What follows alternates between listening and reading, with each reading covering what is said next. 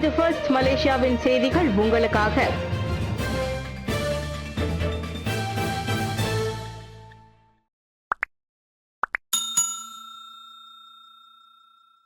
PKR தொகுதி தலைமை அனைத்து இனங்களையும் பிரதிநிதிக்க வேண்டும், அன்வார் பேச்சு. PKR கட்சியின் தொகுதி அளவிலான நிர்வாகத்தில் எந்த ஒரு தனி இனத்தின் ஆதிக்கமும் இருக்கக்கூடாது. மாறாக அனைவரையும் அரவணைத்து செல்லும் கட்சி கோட்பாடுகளுக்கு ஏற்ப அனைத்து இனங்களும் நிர்வாகத்தில் பிரதிநிதிக்கப்பட வேண்டும். PKR கட்சியின் தலைவரும் பிரதமருமான டத்தோஸ்ரீ அன்வார் இப்ராஹிம் அதனை வலியுறுத்தியுள்ளார். சில தொகுதிகளில் 20 விழுக்காடு சீனர்களும் 10 விழுக்காடு இந்தியர்களும் உறுப்பினர்களாக இருக்கிறார்கள். மற்ற தொகுதிகளில் அவர்கள் அறவே இல்லாமல் கூட இருக்கலாம்.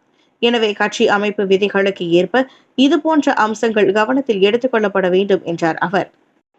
ஷா அலாமில் நேற்றிரவு ஸ்லாங்கூர் PKR ஆண்டு பொதுப் பேரவையை தொடக்கி வைத்து உரையாற்றுகையில் டத்தோஸ்ரீ அன்வார் அவ்வாறு சொன்னார். கட்சி பதவிகளை அடைந்தால் அரசாங்க பதவிகளை பெறலாம் என்ற எண்ணமும் கூடாது என உறுப்பினர்களை அவர் நினைவுறுத்தினர். மாறாக சொந்த பலம், கொள்கை, மக்களுக்கும் கட்சிக்கும் சேவையாற்றும் தகுதி அடிப்படையில் போட்டியை சந்திக்க வேண்டும் என்றார் அவர். டத்தோஸ்ரீ சரவணன் தலைமையில் திருமாவளவனின் கலைச்சொல் அகரமுதலி நூல் வெளியீடு. வேர்சொல் ஆய்வாளரும் சொல்லாக்க வல்லுநருமான ரா திருமாவளவன் கைவண்ணத்தில் கலைச்சொல் அகரமுதலி வெளியீடு கண்டுள்ளது. தாபா நாடாளுமன்ற உறுப்பினரும் மாய்கா தேசிய துணைத் தலைவருமான டத்தோஸ்ரீ எம் சரவணன் தலைமை தாங்கி நூலை வெளியிட்டார். அறிவியல், நுட்பவியல், பொதுவியல் அம்சங்களை உள்ளடக்கி 650 பக்கங்களுடன் 2 மொழிகளில் 10,000 கலைச்சொற்கள் இதில் இடம்பெற்றுள்ளன. இந்நூல் மலேசிய தமிழர்கள் மட்டுமின்றி உலக தமிழ் சமுதாயத்திற்கே மிகவும் அவசியமான அரும் படைப்பு என சரவணன் புகழாரம் சூட்டினார். மற்ற மொழிகள், குறிப்பாக ஆங்கிலத்தில் புது புது சொற்கள் உருவாகும் போது அவற்றுக்கு சரியான தமிழாக்கத்தை தேடுவதற்கு இனியும் சிரமமாக இருக்காது. எனவே திருமாவளவனின் இப்படைப்பு தமிழர்களால் கொண்டாடப்பட வேண்டும் என்றார் அவர். கோலாலம்பூர் தான்ஸ்ரீ சோமா அரங்கில் நடைபெற்ற அந்நூல் வெளியீட்டு விழாவில் தான்ஸ்ரீ கா Kumaran, Dato Sahadevan, Dato Sri Anandan, Hong Kong Tamil தொல் மரபு இயக்கத்தை சேர்ந்த முனைவர் மே சித்ரா உள்ளிட்டோர் சிறப்பு விருந்தினர்களாக கலந்து கொண்டனர். 2024 ஆண்டிற்கான EPF லாப ஈவு 6.3%. ஊழியர் சேமநிதி வாரியமான EPF அதன் சந்தாதாரர்களுக்கு 2024 ஆண்டுக்கான லாப ஈவாக 6.3 விழுக்காட்டை அறிவித்துள்ளது. வழக்கமான சேமிப்பு, ஷரியா சேமிப்பு என 2 வகையான சேமிப்புகளுக்குமே 6.3 விழுக்காடு ஈவுத்தொகை வழங்கப்படுகிறது. லாப ஈவுத்தொகையை 73.24 பில்லியன் ரிங்கிட்டை உட்படுத்தியுள்ளதாக இன்று வெளியிட்ட அறிக்கையில் EPF கூறியது. இந்த 6.3 விழுக்காட்டு லாப ஈவானது கடந்த 3 ஆண்டுகளாக இரு சேமிப்புகளுக்குமான ஈவுத்தொகையின் மேல் நோக்கிய போக்கை காட்டுகிறது. 2023 ஆண்டுக்கு வழக்கமான சேமிப்புகளுக்கு 5.5 விழுக்காடும், ஷரியா சேமிப்புக்கு 5.4 விழுக்காடுமாக EPF லாப ஈவை அறிவித்தது. அதற்கு முந்தைய ஆண்டில் வழக்கமான மற்றும் ஷரியா கணக்குகளுக்கு முறையே 5.35 விழுக்காடும் 4.7 விழுக்காடுமாக ஈவுத்தொகை வழங்கப்பட்டது. உலக மற்றும் உள்நாட்டு சந்தைகளின் மீட்சி, நெகிழ்வான பொருளாதார வளர்ச்சி மற்றும் சிறந்த போர்ட்போலியோ மேலாண்மை ஆகியவற்றால் இந்த உயரிய லாபம் சாத்தியமாகி இருப்பதாக EPF தலைவர் தான்ஸ்ரீ சுகி அலி தெரிவித்தார். 20,000 லஞ்சம் வாங்கியதன் பேரில் மலேசியா கினி செய்தியாளர் கைது. அந்நிய தொழிலாளர் முகவரிடம் லஞ்சம் வாங்கிய சந்தேகத்தில் மலேசியா கினி செய்தியாளர் ஒருவர் நேற்றிரவு கைதாகியிருப்பதாக மலேசியா கினி செய்தி வெளியிட்டுள்ளது. இந்நிலையில் மலேசிய ஊழல் தடுப்பு ஆணையமான MACCயின் தலைமை ஆணையர் தான்ஸ்ரீ அசாம்பாக்கி அதனை உறுதிப்படுத்தியுள்ளார். எனினும் வெளிநாட்டு தொழிலாளர்களை மலேசியாவுக்கு கடத்தி வரும் மோசடி கும்பலை அம்பலப்படுத்தி மலேசியா கினி அண்மையில் கட்டுரை வெளியிட்டதே அந்த செய்தியாளரின் கைதுக்கு காரணம் என கூறப்படுவதை அசாம்பாக்கி மறுத்திருக்கின்றார்.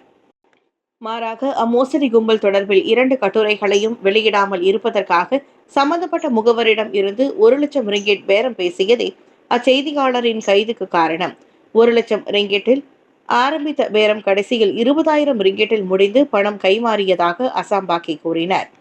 அந்த முகவர் பேரம் பேசுவது போல் பேசி அந்த செய்தியாளரை MACCயிடம் சிக்க வைக்க அது குறித்து புகார் அளித்தும் விட்டார். இந்நிலையில் ஷா அலாம் கான்கார்ட் ஹோட்டலில் செய்தியாளர்களிடம் பணம் நேரில் ஒப்படைக்கப்பட்டது. சம்பவ இடத்தில் தயாராக காத்திருந்த MACC அதிகாரிகள் 20,000 ரிங்கெட் ரொக்கத்துடன் அவரை கையும் களவுமாக பிடித்ததாக அசாம்பாக்கி தெரிவித்தார். இதையடுத்து அவர் 4 நாட்களுக்கு விசாரணைக்கு தடுத்து வைக்கப்பட்டுள்ளார். சுபாங் ஜெயாவில் அடுக்குமாடியில் இருந்து விழுந்து ஜப்பானிய மாது மரணம். ஸ்லாங்கூர் சுபாங் ஜெயா SS-16 அடுக்குமாடி குடியிருப்பின் 4வது மாடியில் இருந்து ஜப்பானிய மாது விழுந்து மரணமடைந்தார். 50 வயது அம்மாது நேற்று காலை கீழ்த்தளத்தில் குப்புற விழுந்து கிடந்ததாக சுபாங் ஜெயா போலீஸ் தலைவர் வான் அஸ்லான் வான் மமாட் கூறினார். இல்லத்தரசியான அப்பெண் 14 ஆண்டுகளாக மலேசியாவில் வசித்து வந்துள்ளார். இந்நிலையில் அவரது மரணத்தில் குற்ற அம்சங்கள் எதுவும் இல்லை என்பது தொடக்கக்கட்ட விசாரணையில் தெரிய வந்துள்ளது. இதையடுத்து திடீர் மரணமாக அச்சம்பவம் வகைப்படுத்தப்பட்டுள்ளது. என்றாலும் மரணத்திற்கான உண்மை காரணத்தை கண்டறிய சவ பரிசோதனை மேற்கொள்ளப்படும் என வான் அஸ்லான் சொன்னார். மலேசிய ஊடகமன்ற மசோதா நிறைவேற்றம் 50 ஆண்டுகால போராட்டத்திற்கு கிடைத்த வெற்றி. டாக்டர் மணிமாறன். மலேசிய ஊடகமன்ற சட்ட மசோதா நாடாளுமன்றத்தில் நிறைவேற்றி இருப்பதானது உள்ளூர் ஊடகத்துறையினரின் அரை நூற்றாண்டு கால போராட்டத்திற்கு கிடைத்த வெற்றியாகும். மக்களுக்கான வெற்றியாகவும் அதை பார்க்கலாம் என பிரபல அரசியல் ஆய்வாளரும் முன்னாள் பத்திரிகையாளருமான டாக்டர் ஜி மணிமாறன் கூறியுள்ளார். மக்களவையில் மசோதா நிறைவேற்றியிருக்கும் நிலையில் மேலவை மற்றும் மாமன்னரின் ஒப்புதல் கிடைத்து அம்மன்றம் செயல் வடிவம் பெற இன்னும் 3 முதல் 4 மாதங்கள் ஆகலாம். பின்னர் 21 உறுப்பினர்கள் தேர்ந்தெடுக்கப்பட்டு அம்மன்றம் முழுமையாக செயல்பட தொடங்கும் என எதிர்பார்க்கப்படுகிறது. அதற்கு பிறகுதான் உண்மையான சவால்களை அம்மன்றம் சந்திக்க வேண்டியுள்ளது என அவர் கூறினார். உள்ளூர் ஊடகங்கள் நியாயமாக, நேர்மையாக, சுதந்திரமாக மற்றும் தொழில் தர்மத்தோடு நடந்து கொள்கின்றனவா என்ற கேள்வி நிலவுவதை மறுக்க முடியாது. எனவே ஊடகங்கள் மீதான தவறான கண்ணோட்டத்தை போக்கும் பெரும் பொறுப்பு அந்த 21 நிர்வாக உறுப்பினர்களுக்கு உண்டு என மணிமாறன் சுட்டிக்காட்டினார். மன்றம் அமைக்கப்படுவது பெரிதல்ல. யாருடைய கண்ணசைவும் இல்லாமல் அது சுதந்திரமாக செயல்படுகிறதா என்பதே முக்கியம் என அவர் கூறினார். சிங்கப்பூர் சந்தைகளிலிருந்து மீட்டுக் கொள்ளப்படும் மலேசிய ஓட்மீல் பிஸ்கெட். மலேசிய தயாரிப்பான ஹாப்பி ஃபேமிலி ஓட்மீல் பிஸ்கெட்டுகள் சிங்கப்பூர் சந்தைகளிலிருந்து மீட்டுக் கொள்ளப்படுகின்றன. பிளாஸ்டிக் டின்களின் லேபிள்களில் அறிவிக்கப்படாத பால் அத்தின்பண்டத்தில் கலக்கப்பட்டிருப்பது கண்டறியப்பட்டிருப்பதால் சிங்கப்பூர் உணவு பாதுகாப்பு நிறுவனமான SFA அவ்வுத்தரவை வெளியிட்டது. பால் ஒவ்வாமைக்கு அறியப்பட்டதால் பாதிக்கப்பட்ட பொருளை சந்தையில் இருந்து மீட்டுக் கொள்ளுமாறு அதன் இறக்குமதியாளர் உத்தரவிட்டுள்ளார்.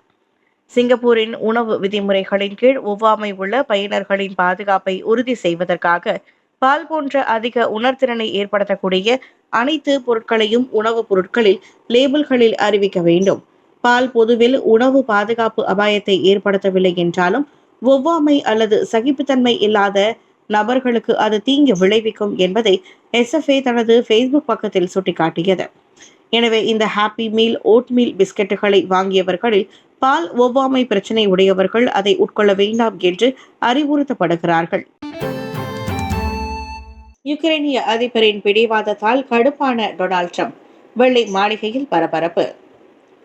யுக்ரைன் அதிபர் விளாடிமிர் ஜெலன்ஸ்கியின் பிடிவாதத்தால் அமெரிக்க அதிபர் டொனால்ட் ட்ரம்ப் கோபத்தில் கத்திய சம்பவம் பெரும் பரபரப்பை ஏற்படுத்தியுள்ளது.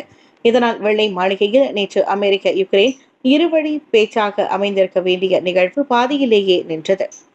ஜெலன்ஸ்கியும் வெள்ளை மாளிகையில் இருந்து வெளியேற்றப்பட்டார். ட்ரம்ப் மற்றும் துணை அதிபர் JD வான்ஸ் இருவருடனான சந்திப்பில் ரஷ்யாவுடன் சமரசம் இல்லை என்ற நிலைப்பாட்டில் ஜெலன்ஸ்கி உறுதியாக இருந்ததே பிரச்சனைக்கு காரணம். ஜெலன்ஸ்கி இறங்கி வர மறுத்ததால் சினமடைந்த JD வான்ஸ் ஒரு கட்டத்தில் பொறுமை இழந்து நீங்கள் நன்றி கெட்டவர் என கத்தினார். ரஷ்யா உடனான மோதலில் 3 ஆண்டுகளாக யுக்ரைனுக்கு அமெரிக்கா ஆதரவு அளித்தது. அமெரிக்கா மட்டும் இல்லை என்றால் ரஷ்யாவின் தாக்குதலில் உக்ரைன் என்றோ சிதைந்து போயிருக்கும் என வான்ஸ் கடிந்து கொண்டார். முகம் இறுக போயிருந்த ட்ரம்போ பேச்சுவார்த்தை மேற்கொள்ளும் இடத்தில் ஜெலன்ஸ்கி இல்லை என குரலை உயர்த்தினார். இறங்கி வந்தால் உங்களுக்கு நல்லது, இல்லை என்றால் நாங்கள் விலகிக் கொள்கிறோம், நீங்கள் தனியாகவே போராடிக் கொள்ளுங்கள் என ட்ரம்ப் திட்டவட்டமாக கூறினார். இதையடுத்து சந்திப்பு பாதியிலேயே முடிந்தது. வந்த வேலை முடியாமல் ஜெலன்ஸ்கி விரக்தியுடன் வெளியேறினார். கையெழுத்து ஒப்பந்தம், கூட்டு செய்தியாளர் சந்திப்பு என அனைத்தும் ரத்து செய்யப்பட்டது. பின்னர் சமூக ஊடக பதிவில் அமைதி உடன்பாட்டுக்கு எப்போது ஜெலன்ஸ்கி தயாராக இருக்கிறாரோ அப்போது திரும்பி வரலாம் என பதிவிட்டார். ரவாங்கில் நாய்க்குட்டி மடிந்த விவகாரம் கால்நடை சேவை துறையிடம் ஒப்படைப்பு. ஸ்லாங்கூர் ரவாங்கில் நாய்க்குட்டி ஒன்று மடிந்து வைரலான சம்பவம் விசாரணைக்காக கோம்பாக் கால்நடை சேவை துறையிடம் ஒப்படைக்கப்பட்டுள்ளது. கோம்பாக் போலீஸ் தலைவர் நூர் ஆரிஃபின் முகமது நாசிர் அதனை உறுதிப்படுத்தினர். வாட்ஸ்அப்பில் பார்த்து வைரலான வீடியோ குறித்து நேற்று காலை 53 வயது உள்ளூர் ஆடவர் புகார் செய்ததாக நூர் ஆரிஃபின் சொன்னார். எனினும் அந்த நாய்க்குட்டிக்கு எஜமானர் யாரும் இல்லை என்பது போலீசின் தொடக்க கட்ட விசாரணையில் கண்டறியப்பட்டது. புகிட் ரவாங் ஜியாவில் நாய்க்குட்டி மடிந்து போனது தொடர்பில் சிலர் வாக்குவாதத்தில் ஈடுபடுவது அந்த வைரல் வீடியோவில் தெரிந்தது. சாலையில் நாய்க்குட்டி சடலமாக கிடக்க அதை சாகடித்ததாக கூறி தன்னை குற்றம் சாட்டியவர்களுடன் ஓர் ஆடவர் வாக்குவாதத்தில் ஈடுபடுவதை அந்த 3 நிமிட வீடியோவில் காண முடிகிறது. உத்தரகாண்டில் பனிச்சரிவு 41 தொழிலாளர்களை மீட்க கடும் போராட்டம். இந்தியாவின் பனிப்பிரதேசமான உத்தரகாண்ட் மாநிலத்தில் ஏற்பட்ட பனிச்சரிவில் குறைந்தது 41 பேர் இன்னமும் சிக்கிக் கொண்டுள்ளனர். இந்திய திபெத் எல்லையையொட்டி 3200 மீட்டர் உயரத்தில் அமைந்துள்ள கடைக்கோடி கிராமம் மனா. இங்குதான் ஆண்டுதோறும் பல்லாயிரக்கணக்கான பக்தர்கள் குவியும் புகழ்பெற்ற பத்ரிநாத் கோவில் உள்ளது. அப்பகுதியில் கடும் பனிப்பொழிவு நிலவி வந்த நிலையில் வெள்ளிக்கிழமை காலையில் ஏற்பட்ட பனிச்சரிவில் எல்லை சாலை அமைப்பு தொழிலாளர்கள் தங்கியிருந்த முகாம் புதைந்தது.